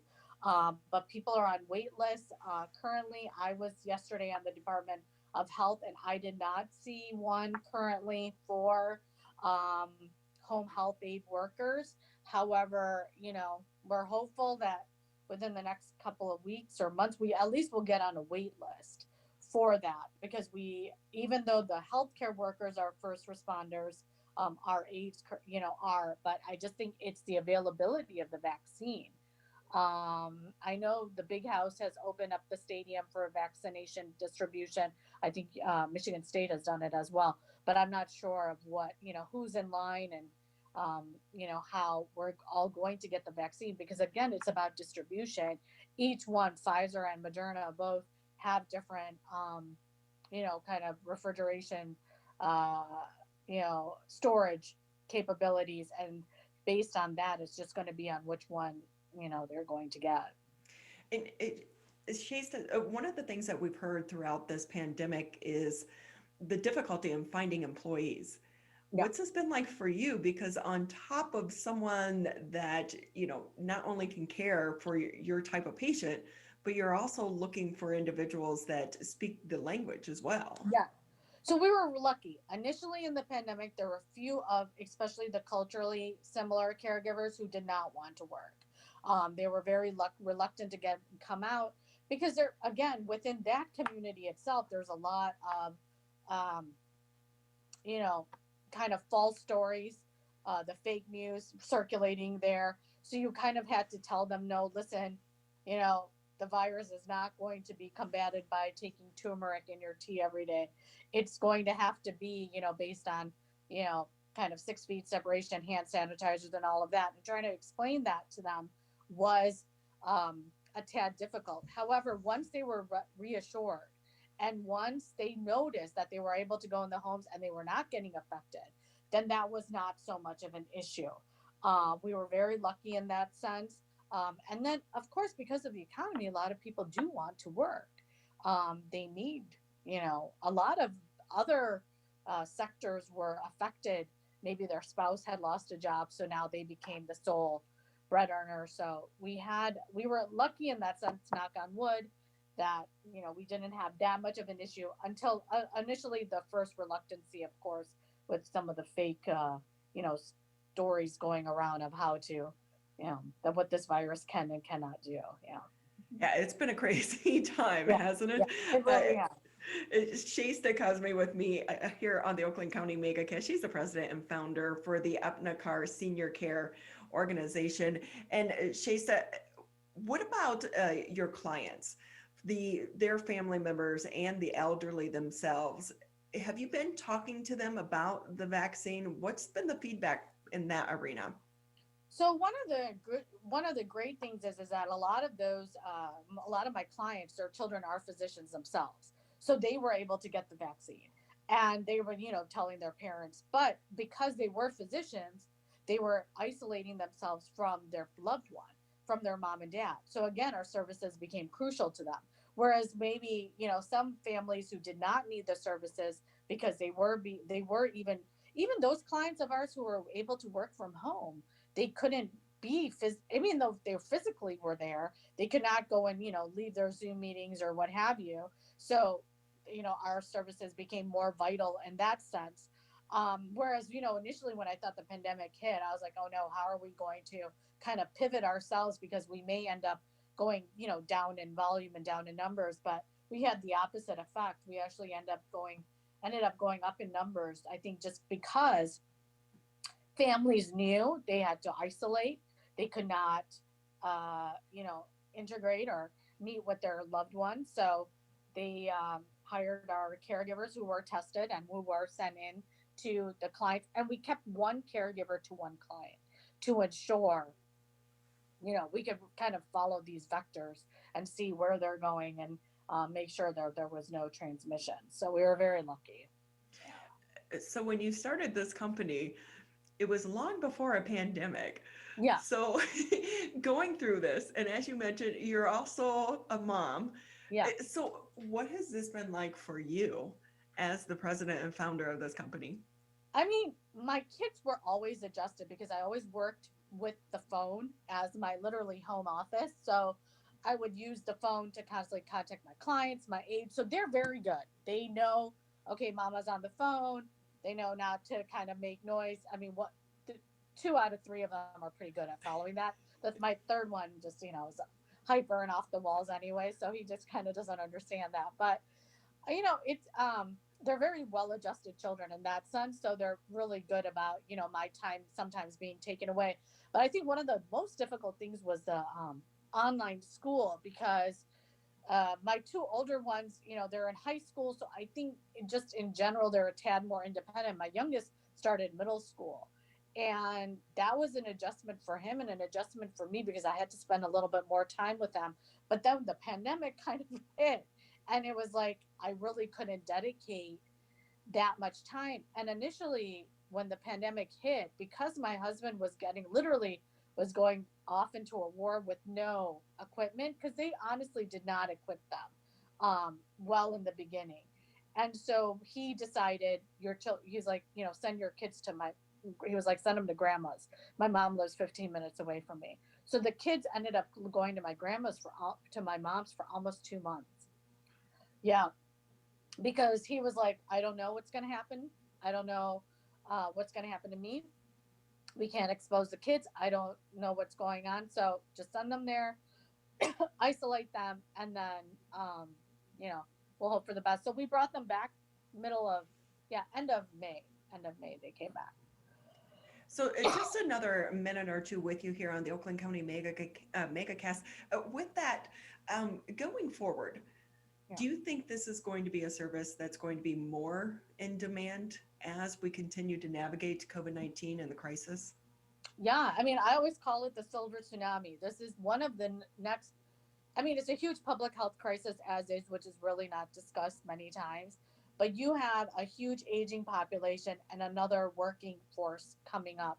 Now, I was born in 1974, so I'm supposedly a Gen Xer. So what the issue is that we're like this huge sandwich generation where we have these children, then we're managing our careers, and then our parents. And one of the other things is that it's, again, very expensive. Senior care in this country is a very expensive, service. And unfortunately, it's all out of pocket. And I always try to reiterate that to families. My dad had saved up his retirement. I mean, he had a good cushion amount of money. However, living in his home, being sick for almost 12 years, he depleted through that. And it was, but he went as he wished and in peace. But not every family has that luxury. And one of the things is that we have tried to keep it as affordable so everybody in the community can afford this service. I don't think any family member should be reprimanded for wanting to take care of their loved one at home. And I think it should be an affordable service. I think people should be able to access it. And one of the things that you will hear in 2021 is accessibility to these type of services. And I think we need to really, as a community as a whole, we need to make this service very accessible. So yeah, I do, going forward, of course, I think, these services are going to be needed, and quality quality care at affordable prices, is something that we strive for. And throughout this pandemic, the one thing that has come to light is the need for the elderly, like you were just mentioning. And what are your thoughts on how this virus has ravaged the elderly population, not just here in the state of Michigan, but throughout the country? I think one of the things was that, like, so my brother worked at Henry Ford in security, and he was saying the thing that he would see so often was the frustration of the family, because now they could not do their last goodbyes as usual, and then the elderly being in that isolated state, and the fear that he would see in their eyes. Yesterday he was describing it to me, and I was just it gave me goosebumps. Like, he was like, there was such fear in their eyes, and there was no one to comfort them. I think even with having the caregiver in the home, I think just because of hospital protocols, that is one definitely thing that is scary, is that the isolation that the elderly have felt, social isolation, and of course, not being in familiar surroundings, I think causes a lot of anxiety for them as well. And that is one thing that has definitely changed a lot with the pandemic, is the social isolation, which is leading to a lot of other issues, mental health and physical health issues as well. So yeah. It's been sad to watch as well. And Jasta, before we let you go, if someone is interested in trying to find out more about the services that you offer, where can they get that information? They can go to our website, upnugharhomecare.com, or they can call us at 248-325-9028. Our offices are on West Maple Road, on the Tambark Office Village, here in West Bloomfield, on Maple and Orchard. And we're open. I mean, it's a family owned and operated business. We're always there to answer your call. Any questions, even if you don't want to use our services.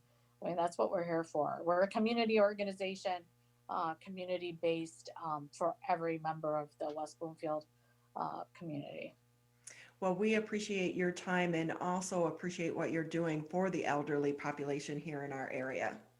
Thank you so much, and a happy new year. And again, let's just, hope for the best, and, stay socially distanced, and wear your mask, and wash your hands. Very much so. It's like you said, the vaccine is hope. Yes. But we are still in the midst of this crisis. Yes, definitely. Well, Jasta, thank you again for your time. We appreciate it. All right. Thank you so much. Take care. Thank you again. You too. Happy New Year. We're going to take a quick break here on the Oakland County Megacast, and when we come back, we'll round out the show talking with the Township Supervisor. This is the Oakland County Megacast.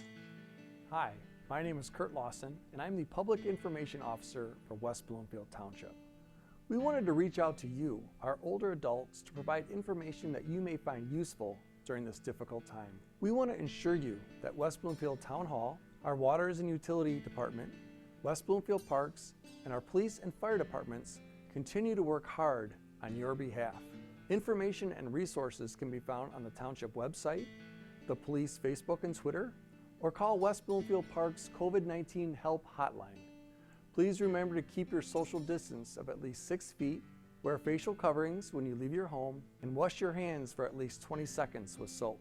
These precautions will help keep you safe during these difficult times.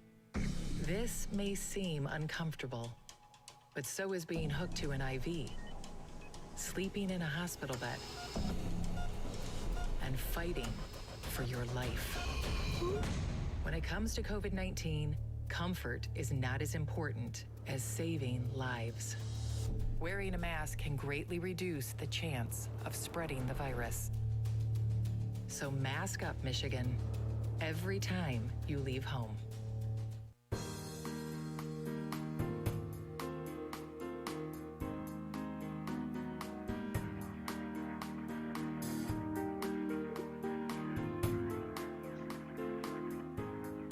We want to thank you for taking time out of your day to join us on the Oakland County Megacast. Tyler and Dave Scott started the show way back at the end of last March, at the beginning of the COVID-19 crisis. At that time, It was anticipated this was only going to last a few weeks and then a few months. And here we are, 2021, and we are still in the middle of the COVID-19 pandemic and the crisis. And while vaccine is bringing us hope, it is not the end of this just yet. It's always great to have our next guest with us here on the Oakland County Megacast, Steve Kaplan, West Bloomfield Township Supervisor. Thanks for being with us, Steve. Good morning, Ronnie. Nice to see you as always. Happy New Year. Yeah, same to you. 2021 has to be a better year than 2020. We hope so, right? You know how when you write a check and maybe for January, February, and March, you still use the previous year? I don't think people are likely to make that mistake because they know this is 2021. Very much so. And knowing that, as a township supervisor, what are you most looking forward to in the new year? We are eager for this virus to be eradicated, where our residents and visitors and business people can return to their former lives. As you know, the pandemic has endured for 10 months, and it's difficult to remember before March of 2020. So this is a game changer. It affects everybody in every way, and it's very sad, especially when you have individuals who are homebound. They're not even allowed to see their relatives if they're living at an assisted care facility. So this has been devastating, both emotionally, physically, psychologically, and of course, many lives have been claimed by the coronavirus. So typically, we do the year enders, right? What is the one thing that you're taking away from 2020? Anything positive coming out of that year for you? Yes, good question, Ronnie. The resiliency of Americans, really people across the globe, that this is a devastating illness for people, but they're resilient, they're maintaining jobs, and they're with their families, and they're confident. Most people are hopeful that we will surmount this virus. So we're talking about the vaccine, and I know that this is mainly being dealt with through the health department, but as a township supervisor, are you a part of any of these conversations about the vaccine and its distribution here in Oakland County? We are, and Dave Coulter, as a county executive, we have a good relationship, as he does with every city and township in Oakland County. So we are aware of what the county is doing. And Ronnie, what we hope to do at the township, and I can't promise this, is we can have our employees receiving the vaccine here at Town Hall. We would have perhaps a nurse or a pharmacist or a medical technician here at Town Hall administering the vaccines, and that would make it easy for people and convenient.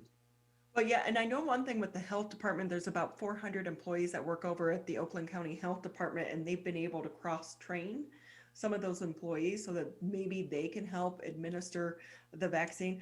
Are you looking at any type of timeline, or way too early to even put that out there? No, it's not. I think by March, all of our employees, and as you know, we have 297 employees at West Bloomfield, 91 working at Town Hall, 86 full-time, and we're hoping to have a nurse or a pharmacist or other skilled person, registered person, inoculate our township employees, which would be one-stop shop.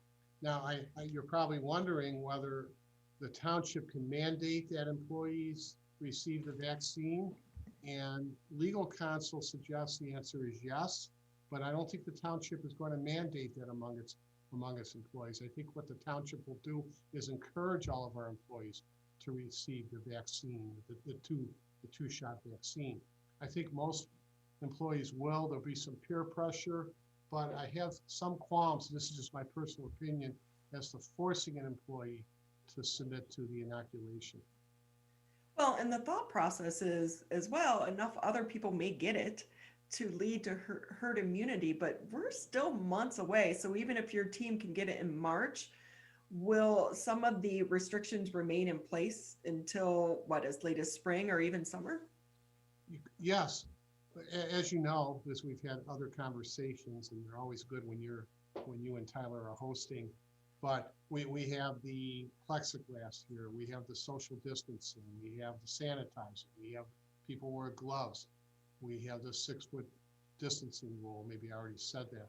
So we're very careful, and I'm proud to say that only 4 employees of 91 at Town Hall have been afflicted by the coronavirus, and none of them had serious illnesses. That is really great to know coming out of this, like you said, 10 months into it. Yes, that is the case. And one concern among the populace, you talk to more people than I do, I think, but about the pandemic fatigue that some people are going to not be as careful. I'm not wearing a mask any longer. I can't take this. I want to have a party with 6 people at my house. But I'd say residents in West Bloomfield have been superb in following the guidelines because they don't want to infect others. It's one thing if you become sick, but it's another to cause other people to contract the virus, and then others from them can incur it. So, Steve, where do things stand over there at City Hall, Township Hall? Are things still pretty much closed to the public? Are you mainly operating online, or can members of the public come into the building? To the contrary, we did close to the public, except for essential services, between March 20th and June 15th. But since June 15th, we've been fully operational, Ronnie. Anybody wanting to amble into Town Hall, either to say hello or walk around or conduct business, that person is welcome. No appointments are needed. So it's business as usual here in West Bloomfield. There are 59 communities in Oakland County, and 21 are closed in some fashion to the public. 38 are closed and 21 are open. So we're proud to be among the 39% that we have remained open fully to the public. So, and with that, can we talk a little bit about the budget? Yes. 2021, what is it looking like for West Bloomfield? We passed and adopted a budget at the December 21st meeting, and we have no cuts here. We have no layoffs. We have no reductions in services. In fact, our fund equity balance or rainy day fund has grown because of what we consider careful management by the 7 members of the Board of Trustees. So residents in West Bloomfield or businesses in West Bloomfield will not be facing, as far as we can see in 2021, any reduction in services. Steve, one thing I've been really surprised during this pandemic, the housing market. It is doing amazingly well right now. In fact, more and more people are looking to moving to the suburbs instead of in some of these urban areas. Do you think that's going to stick around once the vaccine rolls out and COVID-19 goes away, if we ever actually get there? Ronnie, it's counterintuitive. One would think that housing values would decrease because with fewer people working, we have more people unemployed and underemployed, and businesses closing because of the pandemic. One would think that housing values would diminish by 10%, 15%, 20%, as they did in the 2007, 2008 recession. But we've seen the opposite, and many homes in West Bloomfield are being purchased above the list price. I know a home that was listed there on Strathdale for $290,000 and it sold for $330,000. That doesn't mean that will continue, but it shows that many people remain employed and many people are confident. I think if you're buying a home in today's climate, it's a sign of optimism.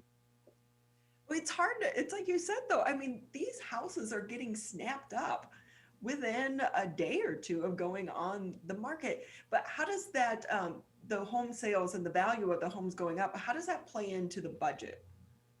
It enhances the budget because let's say we have a $300,000 home sold for $350,000. We then capture the $50,000 in taxes, so if you live in a home, you own a home, your home is appreciating, say, by 6-7% each year, your taxes are not increased by 6 or 7 by that amount of money.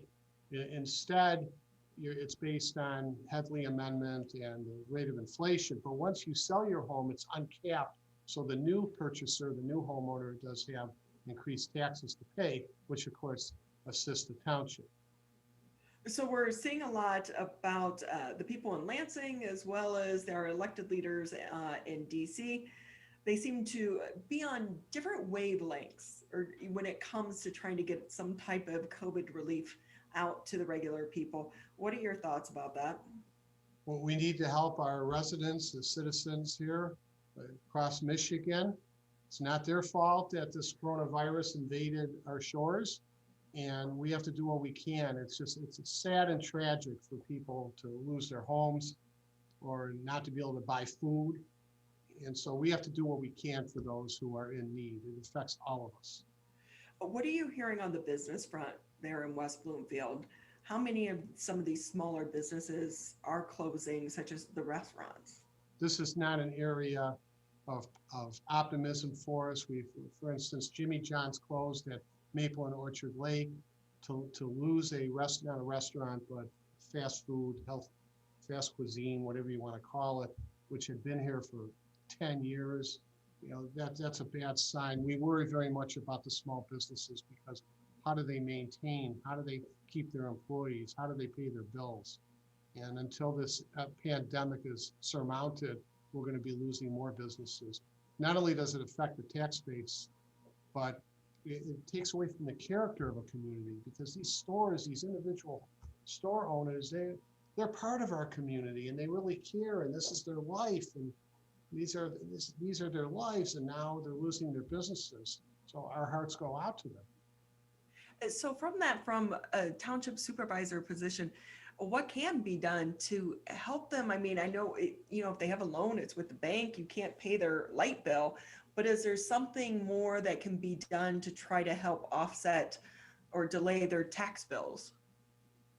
We're not allowed to do that under state law. We do not resort to water shut off or sewage shut off. And also we have a good relationship with DTE, and I don't think DTE is cutting off electrical or energy services to residents across Michigan, but that's the most we can do. So for example, Ronnie, let's take a resident who's unable to pay his taxes. And this is just a wonderful person who is always paid on time, maybe even in advance, and says, I can't pay for a year, can you hold it? As much as we might want to do that, we can't, because that would affect every other resident. In other words, we can't take money from the full pie of the township to help one or more residents.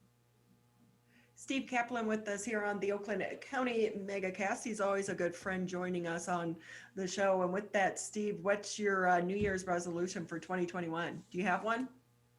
I have two. The first one is not to make any resolutions, because I always fail. Eat less, eat better, exercise more, sleep more, and that lasts for about 2 or 3 weeks. But although it's not a resolution, my fervent hope is that we can conquer this coronavirus and return to the great lifestyles we have. So with that, when you go into work today, what's the top things that you're trying to tackle in the first few weeks of 2021?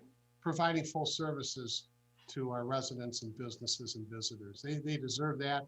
They pay taxes, they pay fees, and we need to provide services from a friendly staff, which we have, from a competent staff, which we have.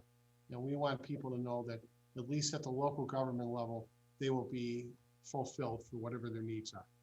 So I know a lot of the meetings have been virtual in 2020. Is that going to continue into 2021 as well? Yes, I think the virtual meetings will continue all the way through August. We declared a state of an emergency in March of 2020, and we renewed that in January of 2021. And sorry about that, the phone's ringing. But because of that, we can continue having virtual meetings through December 31 of 2021. Steve Kaplan with us. Great to have you with us. Anything that maybe I didn't ask that you want to get out there before we let you go?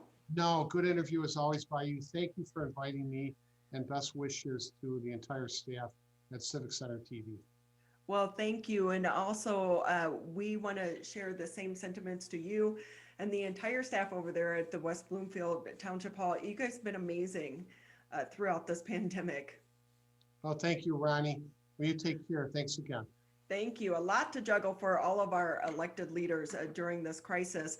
So that's pretty much going to wrap it up here for the Oakland County Megacast. Once again, just to let you know, as a reminder, Tyler and I are here Monday through Friday, 10 a.m. until noon. The goal of this show is to try to bring you interviews in a long interview format with some of the newsmakers, decision makers, business leaders, and other people of interest here in the greater West Bloomfield area, Oakland County, as well as the state of Michigan, as we continue to try to navigate this COVID-19 crisis. And while 2021 has brought with it a vaccine, we are still not out of this crisis, because it's still going to be months before COVID-19 is in our rearview mirrors. But with that being said, we want to say thank you for tuning in and being a big support for us here on Civic Center TV and the Oakland County Megacast. We also want to say thank you to Tyler as well for all of his hard work. Erica, Tyler, you do an amazing job here at the show. We want to say, express our gratitude, and hopefully in 2021, you'll get a little bit of a break. And also thank you to Larry, as well as Jake behind the scenes, for helping us get this show on. This is the Oakland County Megacast.